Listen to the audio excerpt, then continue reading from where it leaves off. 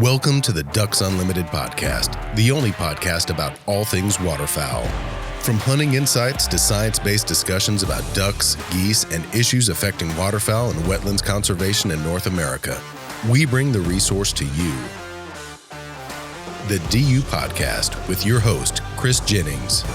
I'm excited today to have a return guest. Phil Bergeli, the Ducks Unlimited magazine shotgunning columnist, is joining me today. Phil, welcome back to the show. Hey, thanks for having me. And today I asked Phil to come on the podcast because, it is the off season.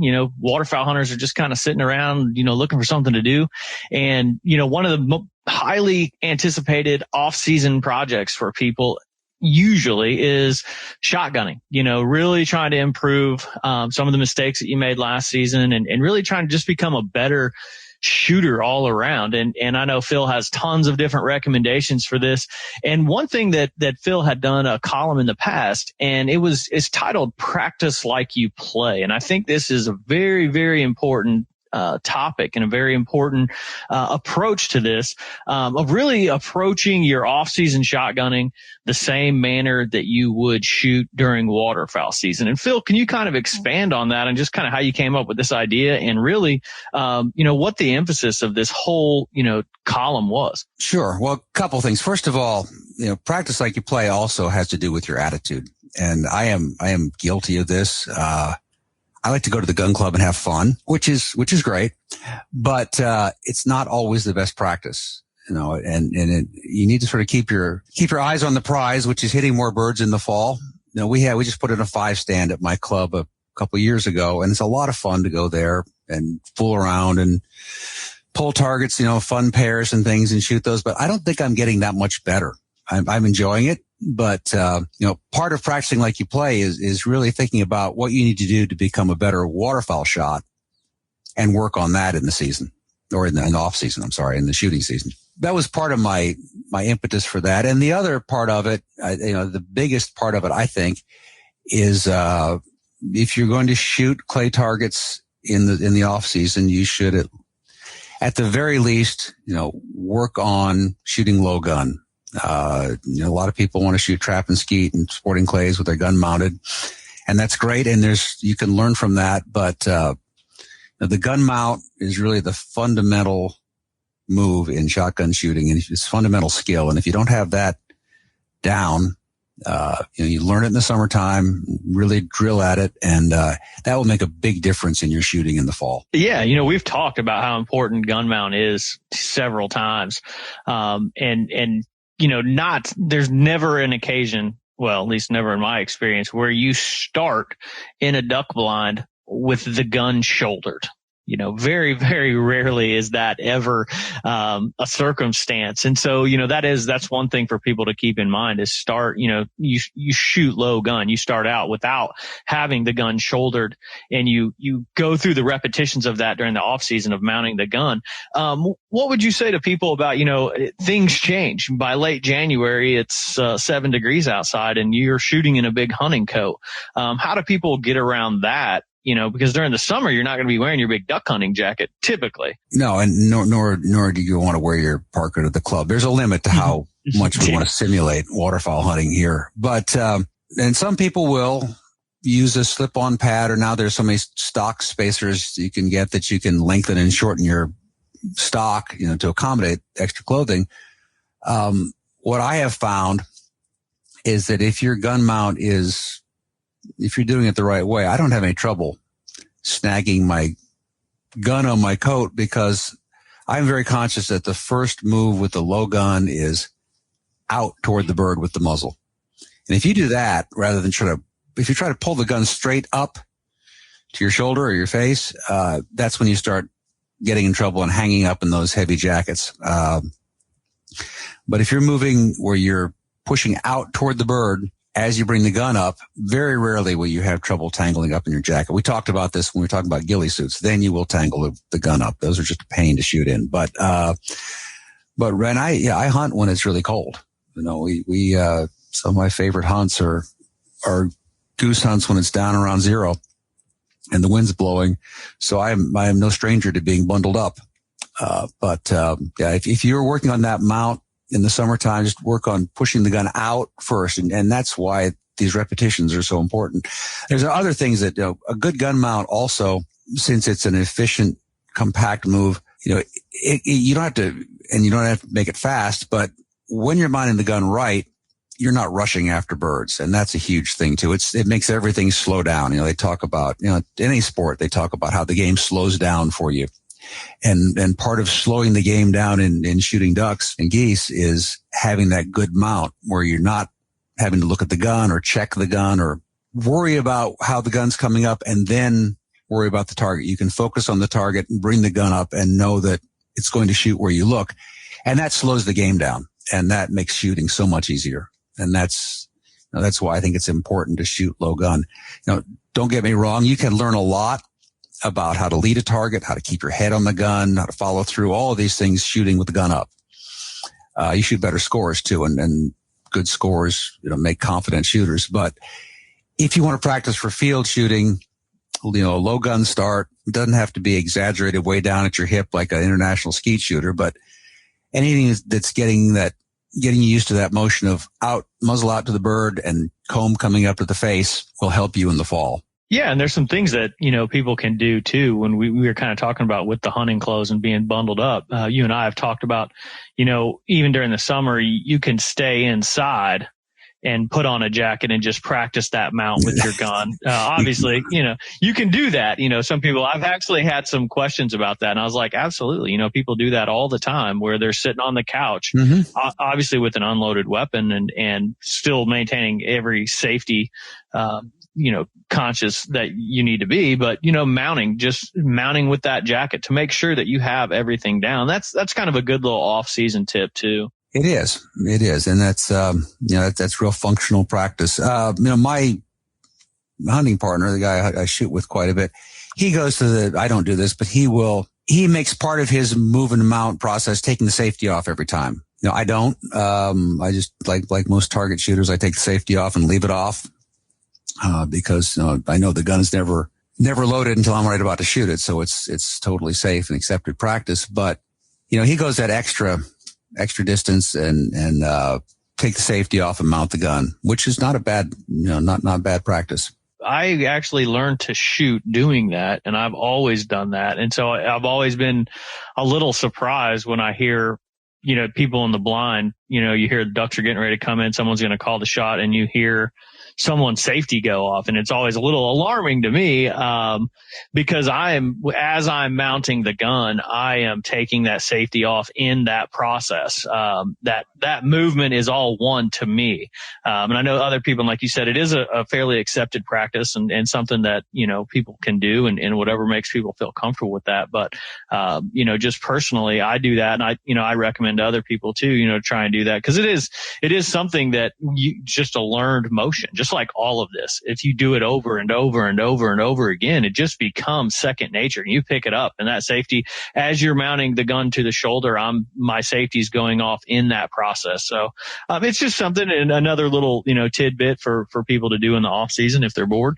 One of the other topics that you brought up in this column, and I think this is probably one of the most important things for me, is, shoot from a bucket. Kind of explain that and how in something that you do or that you see other people do. One of the things about waterfowl hunting is that your feet are sometimes stuck in the mud. You're lying down, you're sitting down, whatever. And, you need to learn how to make a shot without, when you're not standing up and when you're not in an ideal position. And one way to do that is take a 5-gallon bucket, and sit on that and shoot skeet targets or whatever kind of targets you're shooting. There's no rule against it at the gun club. And then you get, that will really, teach you how you can shift your body weight and turn and move somewhat when you're sitting down. But that's the way to learn how to do it. And if you want to practice standing up and shooting, you can do that. I'm not going to take a layout blind to the gun club because there are limits on these things. But yeah, if you can shoot from a bucket or a stool or a chair, it will help you, it'll help you when you start shooting standing up again too. It's just, it's a good drill. Yeah, and I actually did that a couple years ago at one of our local gun clubs here. We were doing some video stuff, and I talked to the guy who's in charge of the range, and I said, "Hey, can we do a layout blind?" And so what they ended up doing is setting up a completely separate thrower in a completely separate location. Now, this gun club's pretty large, so they have some acreage, and they set up a layout blind and a thrower so that we could bring layout blinds and practice coming up, multiple targets. It was so that's a recommendation for listeners is if you are a member of a club, maybe ask them, if you're really interested in practicing that layout blind shot. That's could be an option. They probably, like you said, most of them don't have that type of thing set up, but you could always ask, or just bring a bucket. Yeah, in the early days of sporting clays, back when it was called hunters clays, there would be stations where you'd get into a boat in a pond and shoot. And they don't do that anymore in sporting clays. It's turned into its own game. But that's as hunting practice, that's not a bad thing to do. If you can set the elaborate, you can set that up. But we're talking about one of the things you'll learn, for shooting that helps you when you shoot from layout blinds or from sitting down is it's easy if you're right-handed. It's easy to move right to left. It's hard to move back to your right. It can be done. It takes some practice and some flexibility, and that's something else you can work on is that shot when a bird is off to your right side, if you're a right-handed shooter, and it's a pretty big move you have to make to get around to make that shot. But you can practice that. So the next topic that you had was, race to the target. And this is a drill that I'm assuming that you and, one of your shooting partners do, or you've seen people do. Kind of explain what this drill involves. I've done this drill a lot when I coached, trap shooting with kids. It makes people, the drill is simple. You have two people, they load their guns, you pull the target, they try to be the first to break it. It's a good drill if people are thinking too much or aiming too much. It gets them out of that habit. It gets them because all of a sudden now they're not thinking about, I have to do this, or I have to aim this target or put the bead here. They think I need to beat this other person, and they start to trust their eye-hand coordination. And, it's also fun, but, you have to, all of a sudden you don't have time to think. And, as I've probably said on this show before, thinking is the enemy of good shooting. So it gets you sort of out of that mindset and into just reacting. That doesn't mean you need to shoot that fast in the duck blind. But it's a really good drill just to get people in the right frame of mind of trusting your eyes and hands and not overthinking a shot or riding the target or anything like that. And it's fun. It's a fun thing you can do with an electric trap and your friends, and you can argue about who hit the bird first. Most of the time what happens is both people wind up shooting at once. You wind up shooting in the same rhythm, with the same timing. And that's great. That's just a fun drill to do. Yeah. And, I think that's, I've done this drill as well, and it is pretty exciting and keeps people on their toes. It's, it's almost like a complete hand-eye coordination thing, just almost like a slap shot type. You're just seeing the target and going as fast as you can. I'm just trying to visualize it for our listeners that may not have seen this or done this before. And it's a lot of fun, and I completely recommend it for, shooters. The next topic that we had here was, station train for crossers. So you're talking about crossing targets, and that's a big deal in waterfowl hunting. Kind of explain why you put so much stress on these crossers. The crossing shot is, people struggle with that.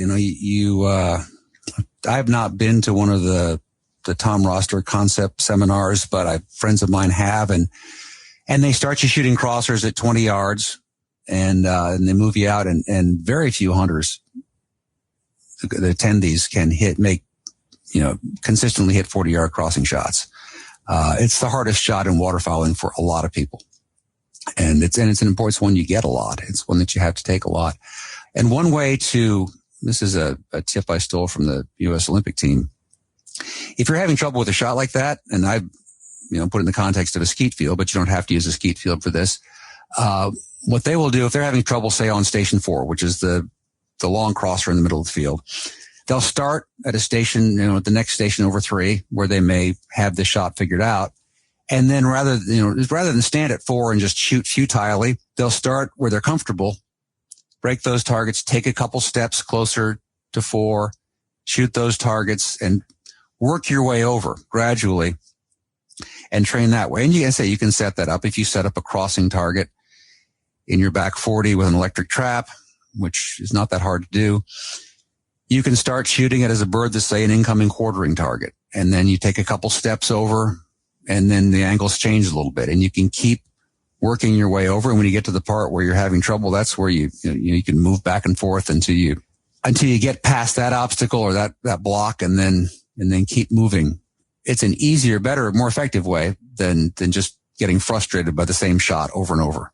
Yeah, I've done that before. Stood at a station and missed the bird multiple times, and I'm even more frustrated. I'm telling whoever's throwing, I'm like, I want to see it again, throw it again, and I just keep missing. And then, like you said, it's all in your head, and then it just goes downhill from there. You can also move closer if you want. Again, if you're doing it's got this set up informally, you can take the same idea and you start shooting the shot at 20 yards, say, whatever, where you can make it, and then move back a couple steps and shoot it again, and move back and shoot it again, and work on it that way too. But it's a better drill than just taking a bucket of shells out and standing at the station that you don't like, or taking the shot you don't like, and just banging away and making the same mistake over and over again. All that does is imprints that mistake. Yeah, that's a good point. And, and this kind of leads me to my next question that, when you get into sporting clays, that's highly popular, especially around here, throughout the summer, guys are going station to station to station. Well, a lot of these shots, a lot of different shots in sporting clays are not waterfowl shots. I mean, you would probably hardly ever see some of these in a waterfowling situation. Do you recommend people skipping those stations, or just, continue? I used to have one of our old magazine editors used to literally just skip a station that he didn't feel like was ever a waterfowl shot that he would take. Is that something that you would recommend, or you let people just go ahead and shoot through? I do. Well, I said the guy I was talking about who takes the safety off his gun when he's munning the gun, he won't shoot a target if it's not. For him, it's grouse hunting. If it's not a grouse shot, he's not interested. I think they're all fun. I think any shooting you do makes you a better shot. All around shot. So I enjoy that. But yeah, if what you want to do is work on a particular shot, absolutely go to the gun club and find that station and spend your time there, and other groups come, let them shoot through, and then go back to shooting that same station if that's what you want to do. There's absolutely nothing wrong with that. Again, the theme here is play like you practice and practice like you play. And if that's what you want to do, it's probably a better idea than what I do, which is have fun when I shoot sporting clays. One thing I do want to caution people about, there's limits to practicing as like you play. And one is, do not bring your duck loads to the gun club. Good point. You will be asked to leave, and rightly so. Most clubs, all clubs, any club I'm aware of has a limitation of 7.5 shot or larger in lead. Some will allow steel 6s and 7s. Some don't like steel because of the ricochet potential. But you cannot shoot your heavy duck loads. If you want to do that, personally, I don't do it. I don't think it's necessary. It does not. I never believed that the people used to talk about getting a feel for steel. I feel like if I'm breaking targets and leading them and doing everything right, changes in velocity or whatever are not going to be that big a deal to me. Maybe because I'm not, I may not be at the high level of shooting where I can perceive those little tiny differences, but for most shots that most duck hunters take, it's not going to make a difference. Confidence is the important thing, and proper mechanics are the important thing. But, do not, shoot target loads. The other thing that happens is I think it's counterproductive to go, you're not going to get used to the recoil of duck loads on the sporting clays course. That's not a good idea either. That just gets you beat up. You will not feel that. You won't shoot as much, and you'll be bundled up, and you'll be excited, and you won't feel that same recoil when you're hunting. So, to me, there's not much reason to do it. you want to pattern those obviously and know how they perform, but make sure they work in your gun and everything. But I don't shoot targets with hunting loads. Yeah, that's a good recommendation and a safety recommendation all across the board for sure. We talk about practice like you play, but yet, I go to the range and I see guys who I know who are pretty avid waterfowl hunters, and they're there and they're shooting their, over and under, a really high end, more of a range gun is what I would consider it. Is that detrimental at all, or are you still under the impression that just the process of shooting is still more beneficial than shooting your old waterfowl gun at the range? I try to do both. I like shooting target guns. I shoot better with target guns, and again, I think that for one thing, you shoot sporting clays all summer. You may as well have fun doing that too. And try to shoot good scores, because I think that helps. I think confidence always helps. Learning how to hit the targets helps, and that's going to be easier with a target gun. But as you get closer to the season, switch to your hunting gun. You don't necessarily have to shoot your hunting choke, especially if you're one of these that likes to shoot something really tight. But I'd put an open choke in it and shoot skeet or shoot sporting clays or whatever, and really get in touch with that gun. Absolutely. But you don't need to do it. You can do that all summer if you want, or you can just do it. What I tend to do is get down to a month or a couple weeks before the season. I'll start to shoot my hunting guns. Start transitioning towards the waterfowl season, I guess, is a good mentality. And before I let you go, I got one more question. And this is something that's come up quite a bit. Let's say you have a new waterfowl hunter. How are you going about introducing at the range during the summer? Are you trying to explain hey, this is a pretty typical waterfowl hunting shot, or are you even trying to get that? Or are you just getting that, inexperienced shooter just more comfortable with the gun? If they really haven't shot much at all, my favorite place to teach new shooters is a skeet field. Sometimes we'll start there at low house 7, which is that straight going away target. If they have no idea, if they've never shot a gun at all, if they've shot a little bit, what I will usually do then is go to a station like low house 2, which is a kind of an incoming crosser. And there, that way from the very beginning, you can start getting into the moving the gun, mounting the gun, and making a move that you'll have to use in the field. I try to get to that part of it as soon as I can, because too much standing there and aiming at targets is going to teach a bad habit. And so I want to get people moving the gun. And that is a duck type shot too. Those incoming crossers that you see on the skeet field, or you find one in the sporting clays field. Incoming targets are good too, because they give people time. They give a new shooter time where a outgoing target, which is what you want to shoot if you're a bird hunter, people feel like they have to rush, like it's getting away, but you have time to let an incoming target come to you the same way you do with the duck. And that's a good way to start. So I might say this is like a duck shot, but that's not what we're really focusing on yet. Are you even attempting, doubles or anything in that situation? Are you kind of explaining? And I think the only reason why I ask that is I know that, sometimes first time waterfowl hunters are inexperienced, a flock of 10 green-winged teal, coming in at, 25, 30 mile an hour, visually it's chaos. Mm-hmm. Trying to pick a bird. Is that something that you would work with someone in the off season? Like, hey, there's a situation, just shoot the low bird or just shoot the high bird or something like that? I guess you could do that with a true pair on the sporting clays course. Throw 2 birds and just shoot one of them.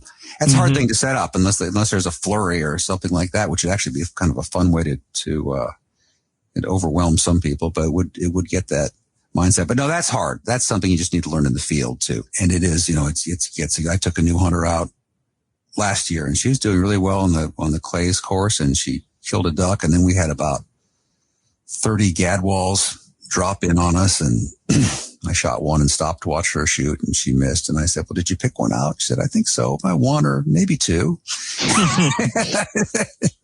It was the whole flock, wasn't it? And she said, yeah, kind of. So yeah, that's something you just have to learn. That's a hard thing to simulate. Throwing 30 targets at once. Most clubs won't do that, but it's something you might see in the field. And it's just, there's only so much you can do with a new hunter, but you can do a lot, and you can get them to where they can be successful. And part of that too is just coaching in the field. You tell them as the birds are coming in that, you've got to pick one out here. And sometimes it works and sometimes it doesn't. And then sometimes it just takes a few repetitions of that. It's all part of the way we learn too. Absolutely. And I know, guys who have, waterfowl hunted for 25, 30 years who, a big flock comes in and, miss, and they're like, I did not pick a bird out. Just the excitement, the energy of what's going on, the situation, and people can make mistakes like that. Even the most experienced waterfowl hunters can trip up with that. So absolutely. Certainly something to keep in mind. Well, Phil, this has been great. I appreciate you coming on and kind of talking to everyone about these off-season tips and really, getting people to practice like they play. And is there anything else that you can think of off the top of your head that that people should really look at, during the off-season to really focus on that practice like you play mentality? Mentality is a pretty important word. Part of it, and it kind of goes back to these guys you're talking about who didn't pick a bird. Part of it is the mental aspect of it too, which target shooting is great for that. Learning how to, doesn't all translate exactly, but the same kind of self-talk that target shooters use, can certainly work when a flock of ducks comes in. If you're telling yourself, pick one and look at its beak as the birds are coming in, which is exactly the sort of thing target shooters do when they are, going through their pre-shot routine, that will help you. And you can practice that part of it too. It's not all the mechanics, it's the mental part of it too. And it's all stuff that you can practice in the off season. Absolutely. Well, this has been great. I think it's been very educational, and we're going to have you back on real soon. Very good. I can't wait. Thank you.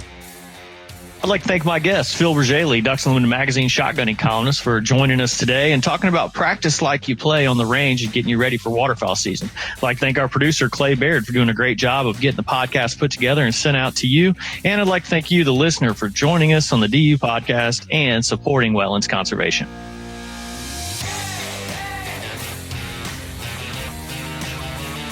Thank you for listening to this episode of the DU Podcast. Be sure to rate, review, and subscribe to the show, and visit www.ducks.org/DU Podcast for resources based on today's topics, as well as access to more episodes. Opinions expressed by guests do not necessarily reflect those of Ducks Unlimited.